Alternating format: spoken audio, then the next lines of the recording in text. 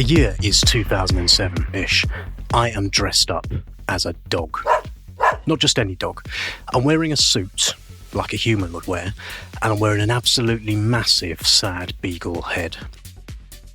I look like one of them bobblehead toys, except the size of a man. Not a man who was a massive, sad beagle in a suit.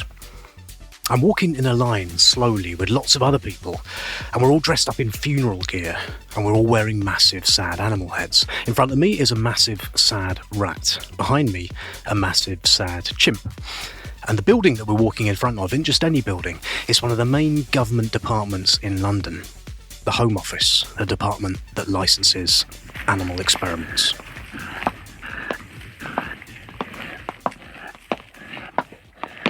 We're staging this animal funeral as a photo shoot to try and attract journalists. That was the kind of thing I did way back in 2007, or sometimes did. But the truth be told, for me then, this is all pretty terrifying. I am by nature a massive physical coward. And we're going to do something here which isn't going to go down well with the police. We might get nicked. We're doing our thing. There are photographers there, I can hear them, and that was the point of the whole exercise, so it seems to be going okay, not that I can really see what I'm doing. But then I hear Sean. Sean's in charge, and Sean is talking very calmly to someone, but the person he is talking to is not very calm. That someone is cross with him. I realise through carefully studying the words that are being used that the cross person is a policeman, and he would like us to stop doing what we're doing straight away. Getting arrested is not something I particularly want to happen.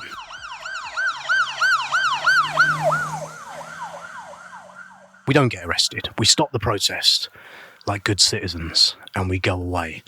But I remember so clearly as I took off that stupid sweaty sad beagle head and I looked at the angry police people, in the words of Talking Heads, how did I get here?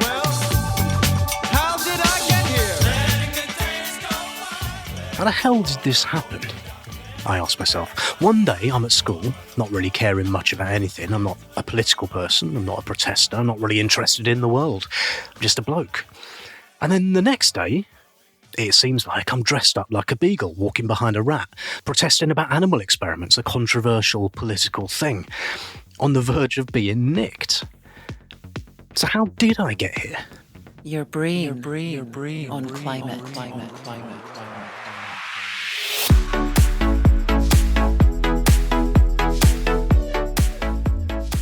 I'm Dave. Welcome to Your Brain on Climate. And we're going to be talking in this episode about the power of doing things, something, anything, of taking action. All human intelligence is designed to get us to do or not do something. When it comes to changing our own behaviour and making sense of our journey through life, actions really do speak louder than words, including, most definitely including, what we think about climate change. So this is Your Brain on Climate. Hello. It's your friendly chinwag about human brains, how they think about the world, including climate change. If you like it, please chip in on the Patreon at patreon.com/yourbrainonclimate. And if you can't or won't do that, give me a shout out and a review, please, please, please. It makes a huge difference. And do listen out for these owl noises, because they mean there's a link in the show notes for more information. Right, joining me on this episode is Captain Action himself, a man whose take on the importance of actions, how tiny actions shape entire lives, and how actions inspire us to try things we've never done before, which changes the entire way we think about the world. Well, his take has been hugely influential in today's thinking on climate change, communication and psychology. His name is Kris Meyer. He is a science communicator, documentary producer, neuroscientist and top chap. And just as a side note, I think he might be the most mentioned person on this show who I haven't had on this show yet. People keep dropping his name in. I've already recorded the next episode of Your Brain on Climate, and the guest for that episode mentioned he worked closely with Kris on something that he'd be doing. So that's Kris Meyer. People know him, people like him, people rate him, people are intrigued by what he has to say, and I hope you will be as well. And I think part of his power comes from being a neuroscientist, you see. People like it when you're a neuroscientist. Oh, there's many different types. Before it became a field in its own right, neuroscience used to be made up out of a third psychologists, a third of them were biologists, and a third of them were engineers. And the reason was that each of them were coming at studying the brain from a different angle. So the biologist would be looking at the brain cells under a microscope and doing things with them. The psychologists would be interested in the psychological behavior that comes out of our brains. And then the engineers were there because the brain is an electrical organ and because it can be studied with things that engineers are making. And so I'm coming from that engineering background. That was my way in. So I got interested in AI in the 1990s, which was a thing then. So it's been a thing at various stages over the last number of decades. And the current wave we're seeing is only one of the many waves that we've had. So I came into neuroscience from that angle. I did a PhD in cybernetics, which was the precursor of all of this, AI and neuroscience in the 1940s. And I got into that. And then from there, I became more and more a neuroscientist. Kris has done not one, but 2 TED Talks, at least, both of which made a huge amount of sense to me when I saw them and made me think immediately about how change happens and how we think about the world in a very different way. One is his pyramid theory. That's a way of understanding both the processes by which social polarization happens and also what to do to stop that happening. That's the pyramid theory. We're going to come back to it later in the pod, but it has got a lot to do with how come I ended up dressed up like a poor sad dog outside the Home Office.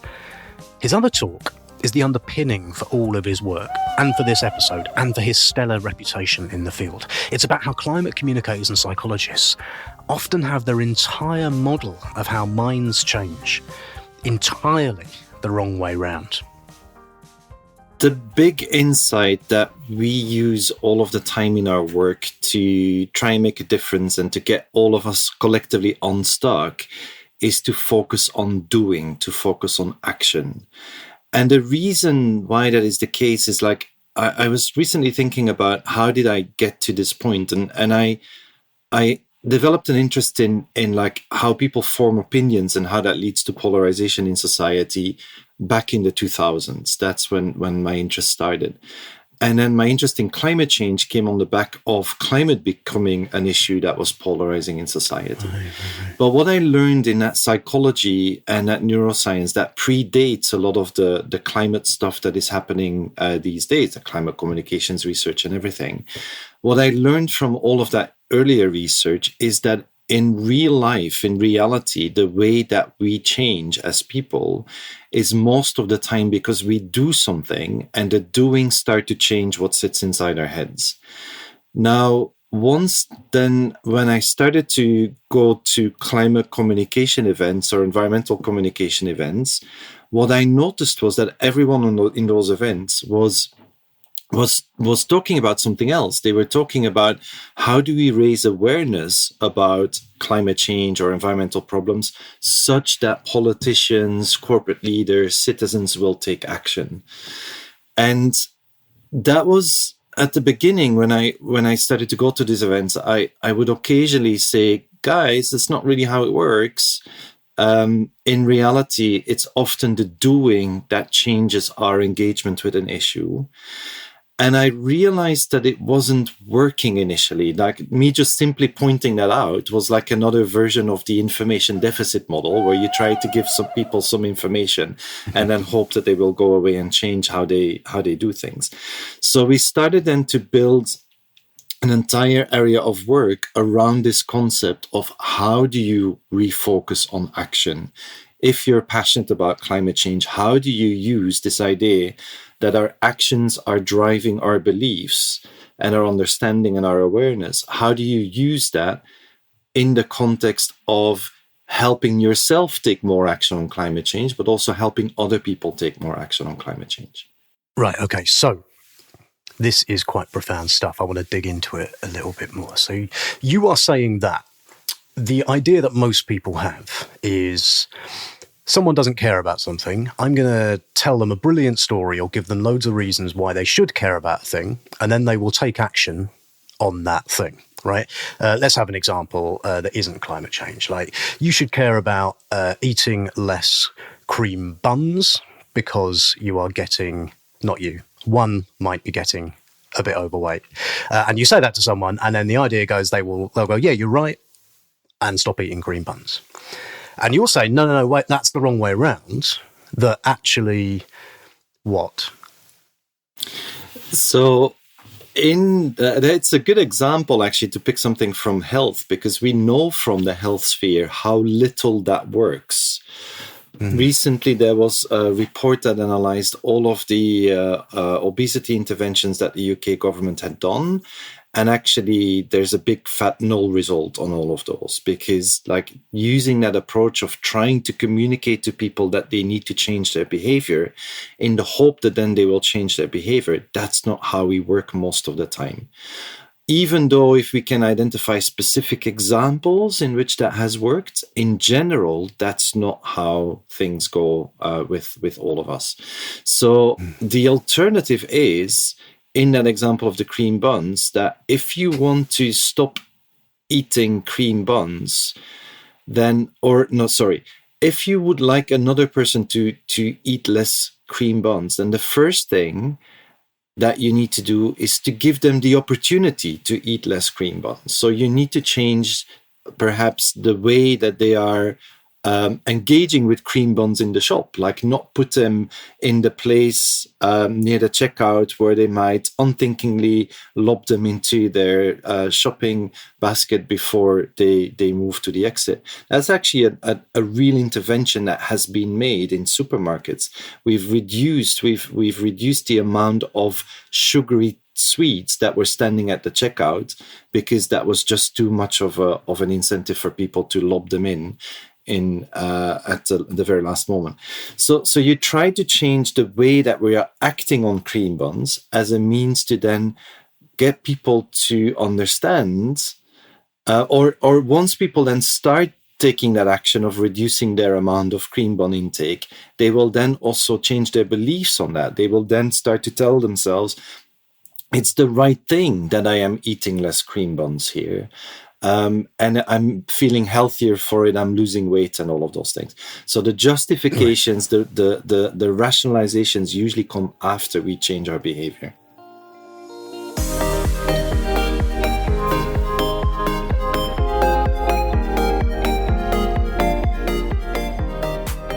So far, this is making me think about so many of the chats that I've had on here before on Your Brain on Climate. Like, remember how just in the last episode we talked to Dana Young about that idea that Kris mentioned there, cognitive closure. Now, Dana said everyone has a certain need to take decisions and move on, not to spend all day worrying about it. And indeed, sitting in the middle of not knowing what to do can be awful for some people, particularly awful, particularly paralysing. And some people's need to get out of that state of not being sure what to do is higher than others. I don't want things to be complicated and going on forever and uncertain. They just want to make a decision and move on. It's nothing to do with whether you're stupid or not.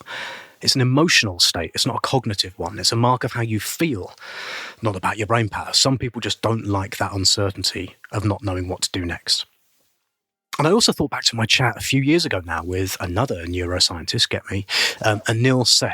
Anil has done some really deep digging into consciousness, what it is, where it comes from. And one of the things we talked about in our chat was that all this, everything you see and hear and understand and think about the world, all of it isn't real. It's a hallucination. It's your brain hallucinating a story about the world. A controlled hallucination, but a hallucination nonetheless. It's carefully engineered to keep you alive and thriving as a squishy organism. We have no choice but to trust it, but it's wrong all the time. It's a fiction designed to get you through your day. Now, both of these points are linked to what Kris has just been talking about, which is this idea of post-rationalization. We do something and then we justify it to ourselves afterwards. We're nowhere near as linear and rational as we like to think. We don't generally assemble a perfect case for doing something in our heads on the back of evidence, do that thing, job done. And that's the kind of model of change that I think a lot of climate communication and a lot of climate storytelling assumes. If we just present people with a good enough case, they will do a thing. That's not how our brains work, says Kris. Instead, it's the other way round. Once we've done something, often for God knows whatever reason, deep reasons that may not be immediately accessible to us, a dim, distant, half-forgotten association from childhood or something. But once we've done something, we tell ourselves that was the right thing to do. we post-rationalize. We don't spend all day revisiting that decision, usually anyway. We never get anything done at all. We adjust our reality to fit the story of the thing we have just done. Now, Kris says that this post-rationalization, act first, then tell ourselves it was all our idea all along, is core to our brains, absolutely central to it and how they work. We are not persuaded by others. We persuade ourselves.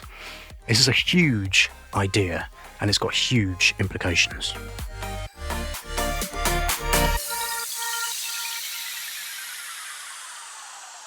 But that sounds like, I really want to get more into this. So it sounds like what you're saying is we tell ourselves a story after we have done something, that it was our idea in the first place to do that thing. Which is, it's just a bit of a... I think that's right, and I think I can think of loads of examples from my own life. There's studies, aren't there, about people who quit their jobs, for example, and loads of people. You survey people who wanted to quit their jobs and do, and people who wanted to quit their jobs and don't. And without fail, the people who do quit, irrespective of how it works out, those people think they're happier because they've taken a decision and they sort of take agency over it. So there are plenty of times in my own life when I do something and then I go, "Ooh, this is great. This is what I wanted to do all along." But say a bit more about what's going on there, because it feels like a really deep insight into how the brain works. Yeah. So there are essentially two reasons why this happens. And the first one is almost a mechanical thing at the level of our brain. Like when we're pondering a difficult decision, like shall I change my job or shall I stick with the old one, we're usually experiencing some internal conflict for a while. And after some time of mulling things over, our brains usually go, based on all my thinking so far, I'm going to be doing this. I'm going to change my job or I'm going to stick with my job. And what happens immediately after making that decision is that our brains start reinforcing to ourselves the correctness of that decision. So you get almost like a burst of activity in the brain immediately after we make a decision that both makes us stop feeling bad about the choice we're not taking and makes us feel better about the choice that we have just taken. So there is we're reducing the negative effect, as it's called, the negative feelings about the things that we're not taking, and we're increasing the positive feelings about the choice that we've taken. So it's almost doubly reinforcing how our brains are trying to confirm to ourselves that we're doing the right thing. So that's the first thing. That's a mechanical thing at the level of our brain. The second thing is perhaps a little bit more psychological. It's like once we do something for the first time and we then get some feedback from the world around us that, yes, this actually was a pretty good decision, that could then also start informing us. So if you go to another job and the other job is really a shit job, then of course you're not going to keep on convincing yourself that the other job was better than the previous one. But probably the job you're going to might be more interesting, or might be just about as interesting, or only a little bit less interesting than the one that you came from. And then getting that feedback from, I've made a good choice here. That in and of itself is, or I'm starting to do some things that I wasn't doing before, and this is interesting.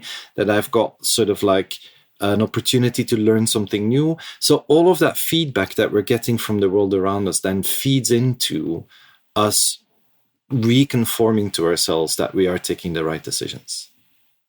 I guess this kind of makes evolutionary sense a bit, right? Because most of the time, I don't know, tell me if this is right. Most of the time, if we are out in the savannah or wherever we are, and we have to take a decision, we have to normally take that decision sharpish. We have to do it quick, because we can't spend all day worrying about whether or not a tiger's coming at us. If you get tigers on the savannah, we just have to act. We have to decide, right? So we have to kind of take decisions quickly, because otherwise we'd be sort of paralyzed. And so there needs to be some sort of mechanism that allows us to take decisions quickly and get on with things, right? Because otherwise we would just spend all day regretting and umming and ahhing. So it sort of makes sense that we justify to ourselves why taking any decision was the right thing to do after we've taken it. In a certain branch of psychology, there's a concept known of cognitive closure, that once you make a decision, you want to close off that decision. You need to convince yourself that, yes, it's a good decision that you've made this, and you don't need to revisit it. You don't need to reopen it all of the time. And that's what you're describing, I think, is like we want like once we've taken a decision, we want to move on to the next thing, because there's so many other things that we need to worry about, so many other things that we need to think about, that we can't keep on doubting the decisions that we've made. And that sits underneath that mechanism that we've been talking about so far. Your brain on climate.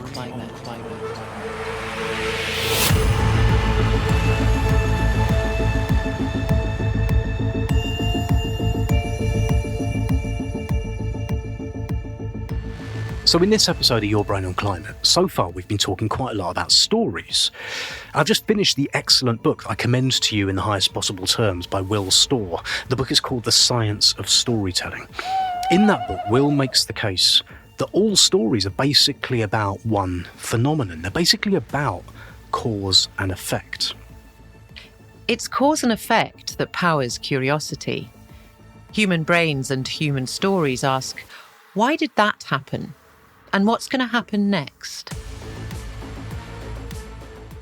And it's back to that controlled hallucination idea of Anil Seth. The world is a seriously overwhelming place, far more sensory input than we could possibly make sense of. And so our little brains filter the inputs that we need to pay attention to get us through the day. And stories help us to do that. Stories are mechanisms for understanding over time, for learning about cause and effect. They're mechanisms for logic. So if X, then Y, we learn. If I drop a glass off a table, it will smash. And in stories, if a baddie does something bad, he will get punished. The moral of stories are usually a guide of some sort for how to be in the world, what to do, how to treat others, how to behave, what to do next time, what action to take. But too often, says Kris, stories, including about climate change, that bit about action just doesn't really make sense. They might tell us how bad climate change is, for example, but not really give us any idea of what an action I or someone might take might look like that might actually do something about it in a way that makes sense of the scale of the bad thing that is climate change. There's stories about the problem, but too often they don't help me decide what action to take, and they haven't shown me what somebody else has done either. Is it wrong, therefore, to say to someone, you should care about climate change for reasons A, B, and C? Is that a bad thing to do, or is it not the most important thing to do? It's not the most effective way to do it, because And that's, of course, unfortunate. If it were an effective way to do it, then we'd probably already be a lot further in getting society to act on climate change. But because it's not a very effective way, we are struggling to really get a handle on this.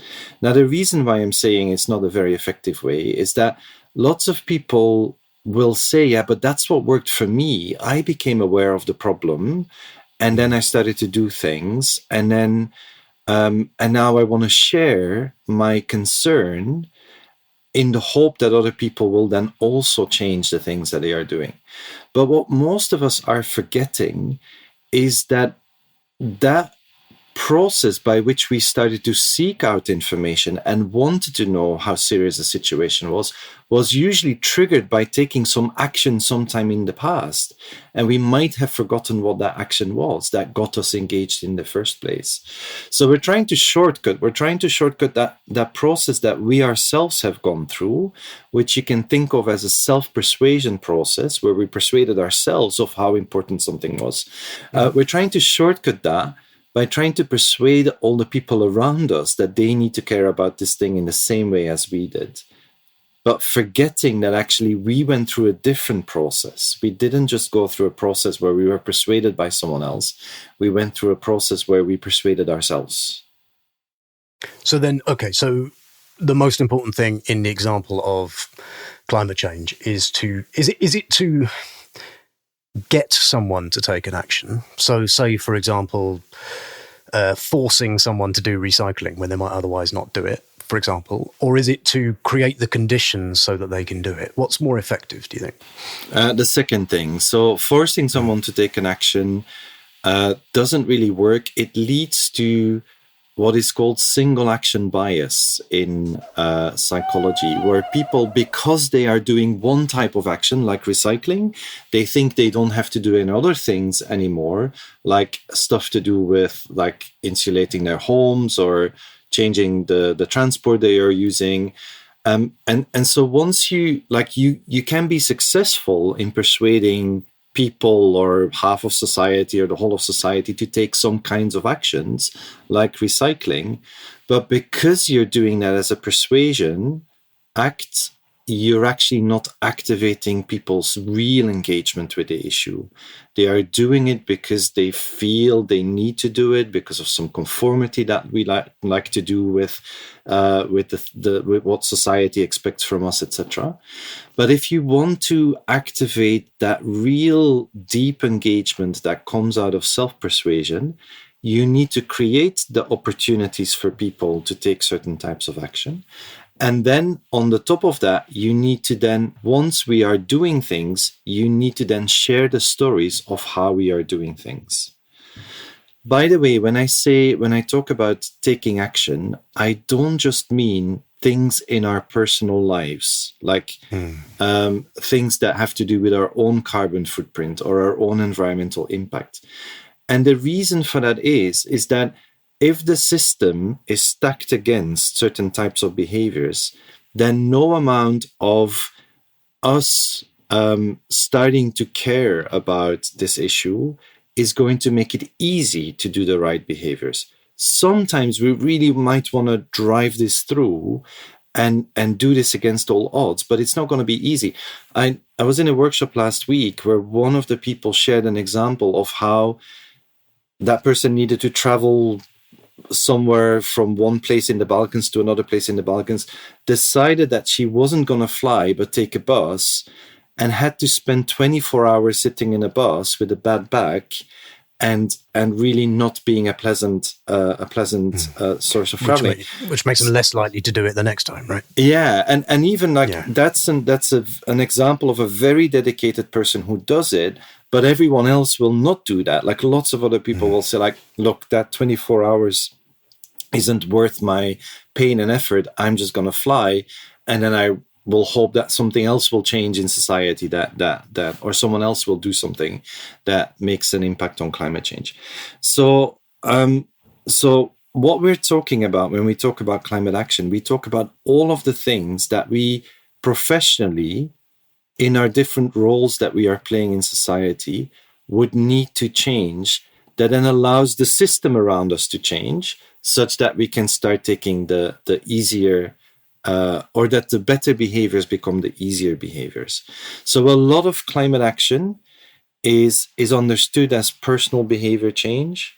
Sometimes it's understood as climate activism, but for us, it's much wider. It's about like, what do politicians need to do differently in order to drive the transition? What do business leaders, financial investors need to do differently to drive climate action across society?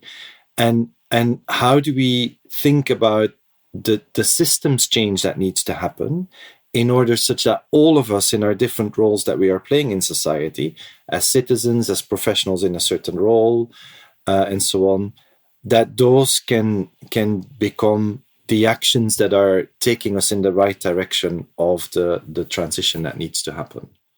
And I just wanted to check that there is a bit of it there is still a place, it seems to me, for kind of like values-based communication and effective communication, because people still have to, they have to have the idea somewhere that they would like to do a thing. It has to come from somewhere. So you're not saying don't bother connecting with people at the level that makes sense to them and give them stories that work. You are saying that those stories need to be about people doing things, and that there has to actually be a thing for people to do that they can decide was a thing that's consistent with what they want to do anyway. Right? Yeah, spot on, 100%. Because the action-based stories, or the stories of the doing, give you the generic recipe of what works for all of us. Like, we best respond to a story of a person doing something. That's what all our fairy tales and all our novels and all the ways that we talk to each other in the pub, they're always about like, and then I did this, and then I did that, and then this happened, and I thought like, oh my gosh, what about this? And then so that's the classics of storytelling. But then not every action is going to work, or not every example of action is going to work for every group in society. So you can have very specific actions that are targeted towards very specific value groups, and working out what the right stories are, the right stories of action are for the different value groups is one of the things that we need to do, because we've been telling so little stories of action about climate change, we have not enough of them, and we certainly don't have a full understanding of what kind of stories of action that you need to tell to a business audience to activate them in order to be able to take more action in their business context. We don't have enough of that. So that's work that needs to be carried out, and that won't stop because of your shift to an action-based storytelling format. What we do know, however, is that just explaining the problems are not driving action across society in any sufficient way or form.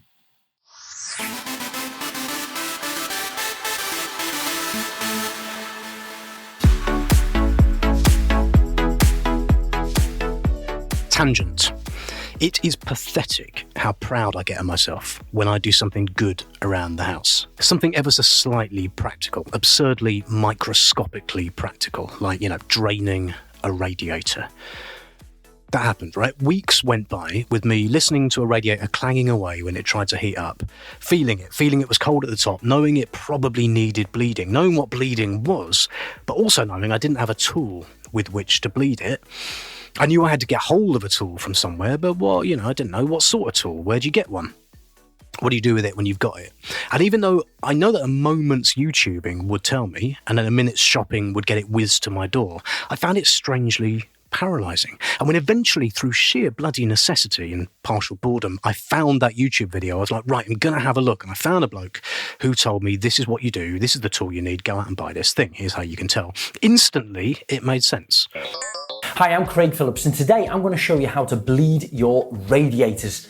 The simple tools you're going to need is a radiator key. You're just going to have to match this up with the little I got it sorted, I bought the thing, get hold of a tool, it arrives, and I successfully bleed my radiator. The whole thing took like a minute. Two things happened. Firstly, I felt like a real man, and secondly, immediately I thought, right, there you are, I'm now the kind of person that knows how to bleed radiators. And I guarantee you that if someone had said to me, I need to bleed my radiator, but I don't know what tool to use and I don't know how it works, I would be incredibly smug and patronising, and I'd tell them how easy it is to do, and all they need to do is do what I did, which is look it up on YouTube, despite the fact it took me months to get off my arse to do it. Now, the point of that diversion into mild self-hatred was to say, we learn by doing. We learn by doing all the time. Here's Kris Meyer again. The reason why it's such a perfect example is because you've identified that the first step doesn't need to solve the whole problem. The first step might just be, I need to know more about this. I need to find out something that I currently don't know.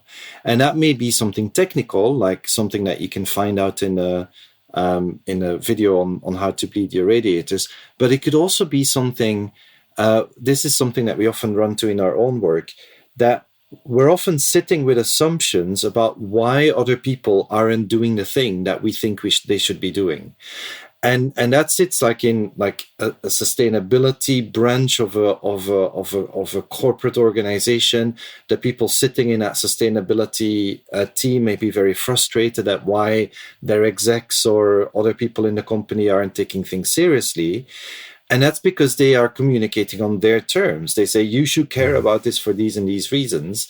And instead of that, what often is the right first step is to go and find out from the other people whether the assumptions you have about their ability to act or not act are correct or incorrect. And so one of the things that we often do in our work is our very first question when we start working with a new client or an organization where we have to do something with, is like, what keeps you awake at night? What concerns you? What is the things that you care about? Because that then tells you that what it is that you need to adapt in the way that you are bringing to them communication, or the way that you're trying to create opportunities for action for them, or the way that you try to discover what kinds of stories of action to tell to inspire them, etc. all of that is inspired by the things that you're learning from just listening to them in the first place. It strikes me that what you're saying is something we kind of know to be true.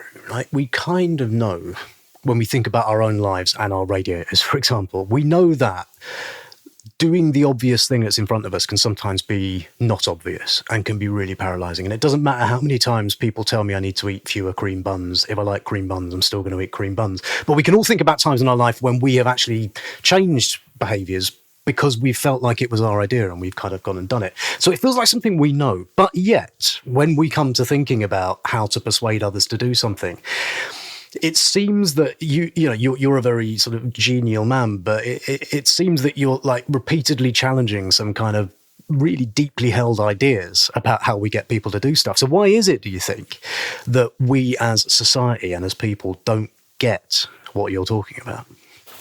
It's a fascinating question because we all do get it. Like we've got lots of sayings like actions speak louder than words. We learn by doing. Everyone who studies pedagogy knows that the best source of learning is doing. We know that when the stories we're interested in are stories of people doing things most of the time when it doesn't come to climate change. And I think the reason why we're forgetting all of these things on climate change is because it's such a scary thing. It's such a scary, overwhelming thing, and we get so concerned about it that the concern overwhelms us, and we want to, I need to get across my concern to other people. And it's unfortunate because, the real answers and the recipes to get out of this conundrum have been hiding in plain sight in our everyday reality forever, because they are the things that we've been doing forever. And it just happens to be, because of the scariness and the big and the wicked nature of climate change, that when it comes to climate change, we're using the least effective things, the least effective way to communicate, the least effective way to try and tackle it by consensus and all of those things. So we're settling on the opposite of what works. When it comes to climate change, the biggest problem that we need to solve, we forget the ways that we have to solve other problems.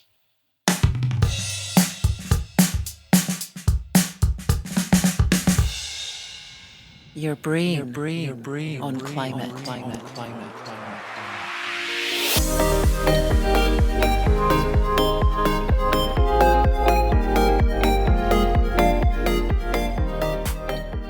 Welcome back to Your Brain on Climate. I'm Dave. And just to do the usual shout out again, if you're enjoying this chat with me and neuroscientist and communicator Kris Meyer about action, or any of the episodes, if you enjoy what I do consider chipping in on the Patreon. Please. Patreon.com/YourBrainOnClimate. A couple of quid a month will do it. And if you can't or you won't do that, do give me a shout out and a review. It makes a huge difference. And if you're wondering what those owl noises are, well, they mean there's a link in the show notes for more information. So back to my chat with Kris Meyer. And so far I've been talking to Kris about stories of action and about why taking action is so powerful that we can persuade ourselves an action we've just taken was our idea all along, even though it wasn't. And there's a logical extension to that line of thinking. It goes a long way to explaining how come people end up being hugely polarized from each other over time. This is where the pyramid comes in.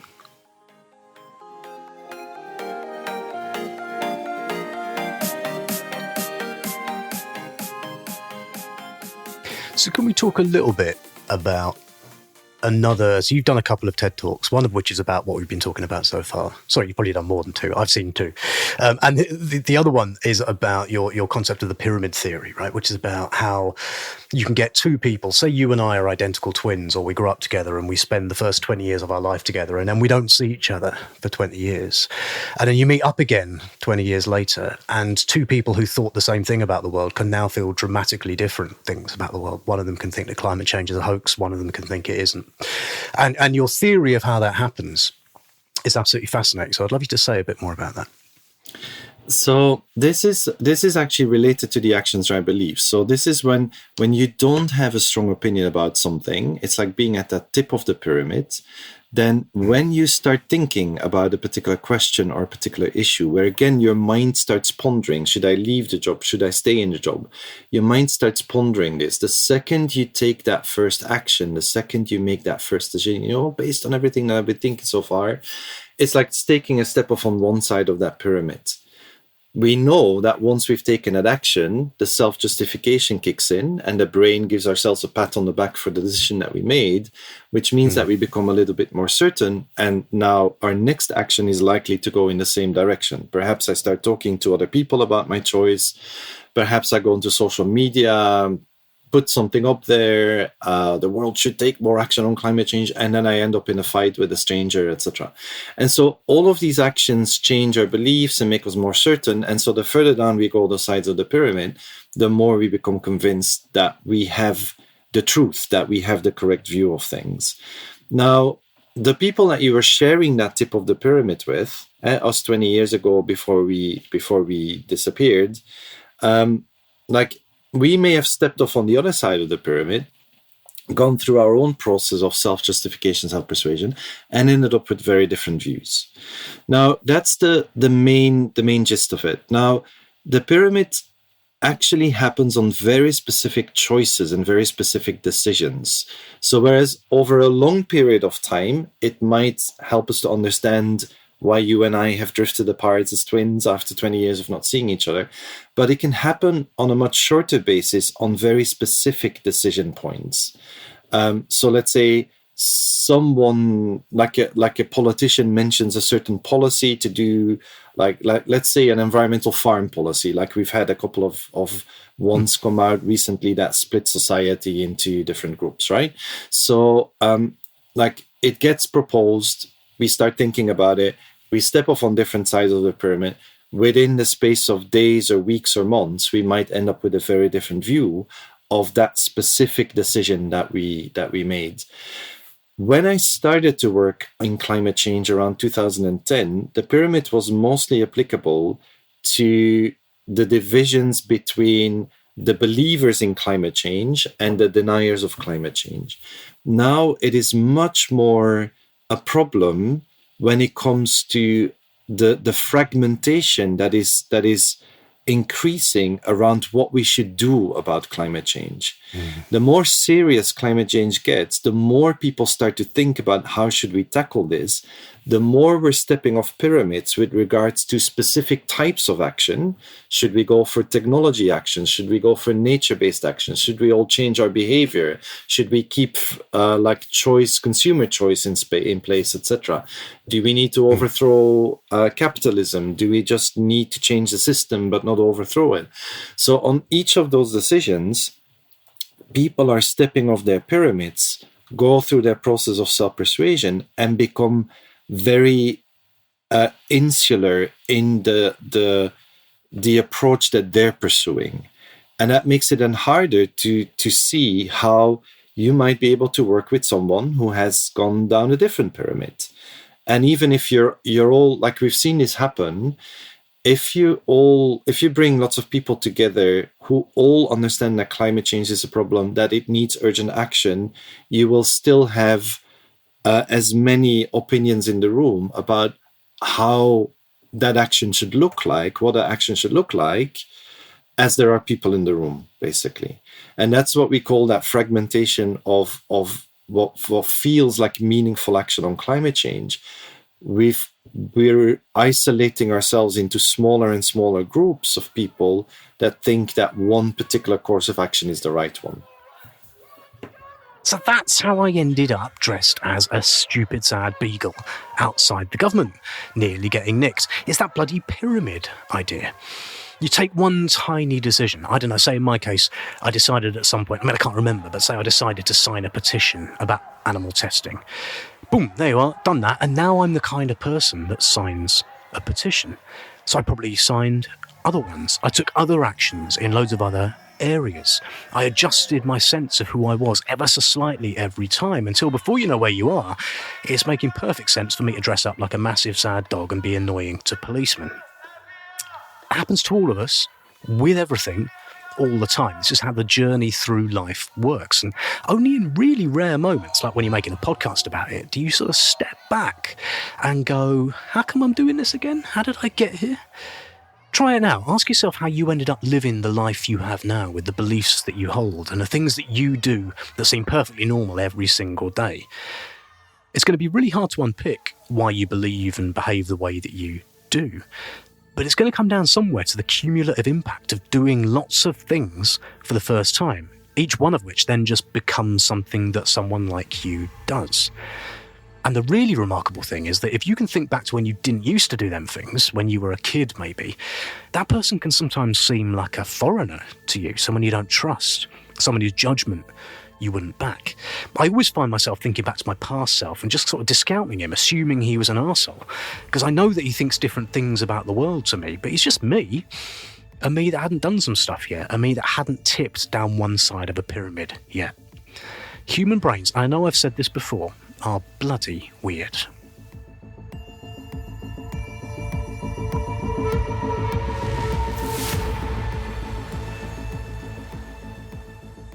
What is the best chance we can give someone of not tipping down the wrong side of a pyramid? How can we? Let's take an example. If I communicate with someone about climate change, there might be a way that I can do that might make it more or less likely that somebody will decide they are either A or B in a sort of snapshot, right? So what are there conditions that it's helpful for me to try to bear in mind? Like, do I want to not rush them into a decision? Do I not want to activate their sense of identity? What is it I want to try and do when I'm talking to people? Absolutely, the not rushing them into a decision. So one of the things that we always do in our own work is, like, we have a phrase, we're introducing a pyramid moment. And that phrase stands for the fact that we're introducing a decision point, either for ourselves or if we're designing a workshop, for example, we go like, let's not bring up this question because it will create a pyramid moment. Some people may make the decision in the direction that we think they should be making it or that we would like them to make it, but others might actually make it in a different direction. So I'll give an example. We're doing a piece of work around regenerative farming and or a transition to a regenerative landscape. And often the people that are coming into the workshops that we're running in that context will say, shouldn't we first try to create a common definition of what we mean with regenerative?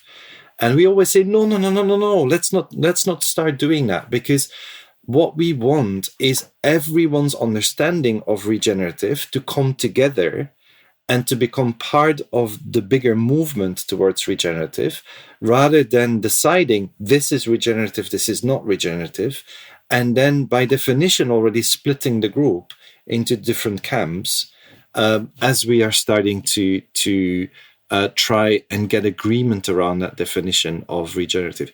So in a sense, like, a lot of the work that we do in the Climate Action Unit is anti-consensus. We are not trying to build consensus in a group of people. We are trying to help a group of people to identify things they can do together without necessarily agreeing on everything. And so that's by not introducing pyramid moments. The second thing you can do is, like, when you realize that you are at different sides of the pyramid with regards to a specific issue, and you usually have that when very enthusiastically you say, oh, let's do this, or let's try to do this, and someone else gives you strong opposition, strong resistance to that. Well, it means that you're on one side of the pyramid because you're very enthusiastic about this thing, and that person's on the other side of the pyramid. What we then usually try to do is, again, we try to persuade, so we try to argue our case. Now, the chances are that you just make the rift wider between you and the other people, because you might push yourself deeper down your pyramid, but you also might push the other person deeper down your pyramid. So that's another rule or a golden nugget that we sometimes introduce to people is, like, when you encounter strong resistance, don't just push harder. Try to see if you can step away from the place where you are experiencing strong resistance to a place of common ground. And common ground is not middle ground. It's not somewhere halfway in between my position and your position on this thing that we're disagreeing about. It's about finding a place where we could do something together where we're not disagreeing with each other. We have a very quick example of that. We did a project in which we helped local councils to speak to their residents about net zero. And in one of the sessions, very early trial sessions that we did, we had two very strong climate skeptics join. And they were the type of climate skeptic that says, oh, it's all a hoax, it's not real, it doesn't exist. So very, like, there are very few of them left, but there are still some of them left. And somewhere in the process of having conversations, we discovered that those people cared massively about growing their own food because they didn't like pesticides on the food that they're buying in the supermarket. So they had another reason for liking something else that wasn't to do with climate change directly, but so the group found common ground around this idea of growing your own food in that particular situation. So which means that you're not getting someone's defenses up, right? That feels like it's so important that you are not forcing someone to think, shit, what does someone like me think about that? Because as soon as you're activating that, people are going to fall back on what they think someone like them should think, or what they've heard in the media and what other associations they have. And if as much as possible, this is what I'm hearing, you're able just for people to think, what do I actually think about this in a more considered kind of way, that you might slow the whole thing down. And you're not necessarily going to get someone to agree with you, but you might not make them disagree with you more, if you see what I mean. Yes, absolutely. I mean, there was a lot of different specific components in what you said, but certainly it's so easy to make people disagree about specific things, even if we're agreeing with them about the reality of climate change and need for urgent action. So it's about avoiding and bypassing those places where we would disagree with each other and get to a place where we can do something together without necessarily agreeing. Walter Lippmann said in the 1920s that the art of politics is being able to do something with people that you don't necessarily agree with. We've completely lost that art of politics. And now these days, it's much more about ideological purity, and you need to believe what I believe before I'm going to be working with you. And that's a recipe for massive failure when it comes to climate change, because we need to get everyone along. And if we don't get everyone along in doing something, then we're not going to make it. So we do need to refine that space of being able to do something with people that you don't necessarily agree with.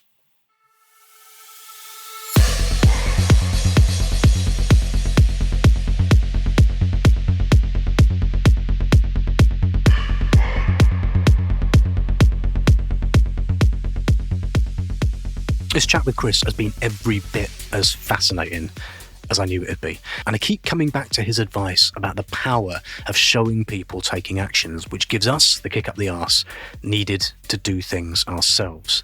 It worked for me when I didn't know how to bleed a radiator. Eventually, I watched a man show me how to do it on YouTube. Then I did it myself, and now I'm a bleeding expert. Humans, like monkeys or baby cats, we watch our peers and our family and our friends doing things, and we have a go ourselves.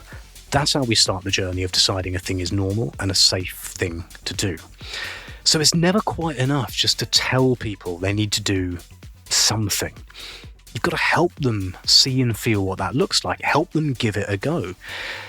All they need to do is do something. And after that, they'll probably never quite be the same person again. That's how even some of the climate movement's most inspiring leaders get started, as Kris tells us. I use quite often. Greta Thunberg wasn't just like working out in her head what she was going to do. She saw some young people in Florida after a school shooting take to the streets, and she discussed with the other friends in her school, like, hey, should we not do something similar on climate change? And then that didn't work out because the other kids didn't want to do things in the end. But then a while later, she went like, I really have to do something now. And she went back to what she had seen those young people in Florida do. And she went, well, if they can do it, then I can do it as well. And then she took her action of sitting in front of Parliament. And then her actions inspired millions of other people to do something similar. But so even she was inspired by someone else that wasn't even on climate change. So her inspiration came out of the climate domain. So first of all, you need to see in the example of the other person that you can do it. And then at some point when you go like, well, if those people can do it, I can do it as well. That's when then the example sort of like infects you and you persuade yourself of your ability to take the action.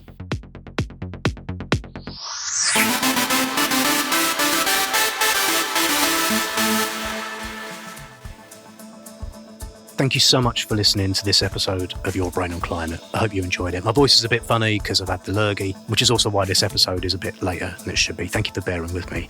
If you'd like to support this one-man operation, I pay my guests, I do all the work on this podcast. It'd be really, really kind of you. Even a couple of quid would go a long way. You can go to patreon.com/yourbrainonclimate to donate.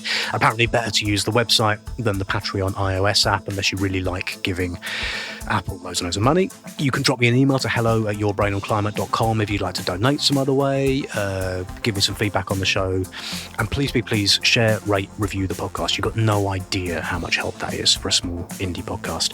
Thank you to the wonderful, beautiful Ruth Everett for the voice, and of course thank you again to Kris for coming on. That's all for now. I'll be back soon. Until then, look after yourself. Don't get the flu. It isn't very nice. Have a go at something you wouldn't have had a go at before, and let's see where it takes you. All right, okay, bye.